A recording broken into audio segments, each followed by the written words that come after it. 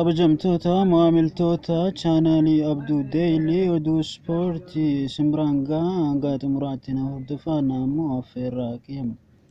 Urjiin Baarseloonaa duraanii Liyoonel Meesiin garee PSG har'aa maan siitii waliin taphatu keessa galeera. Liyoonel Meesiin miidhama jilba isaarraa bayyanachuun garee PSG har'aa dorgommii Chaampiyoons Liigidhaan Maanchister Siitii waliin morkatu keessatti hammatameera. Lammiin Arjentiinaa Pep Guardiola jalatti Baarseloonaaf taphataa ture. Meesiin PSG erga galee taphoota 3 irratti hirmaatus galchii lakkoofsisuu hin mijanne ture.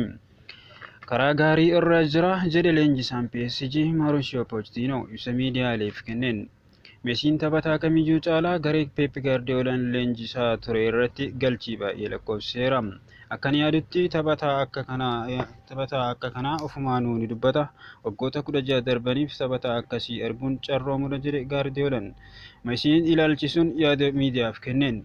Maansiitiin taphattoota addunyaa baay'ee qaalii ta'an akka Neeymaar fi Maappee akkasumas immoo Meesii kan badhaasa Baalaandoor si'a 6 mo'ate waliin dorgommii cimaa taasisa. Gomsa inni qabu guddaan kanaan isa dhaabuun ni ulfaata jedhe Guardiolaan. Taphattoonni sarara duraa sadan waan barbaadan hojjechuu danda'u. Dirree irratti dhiphistees bal'istees Meesiin mirga irraa fi gidduus taphachuu danda'a. Maappeen cinaa fi fuulduraa yookaan gidduu taphata. Walitti dhufaniiru waan ta'eef gomsa kana dhaabuun ni ulfaata.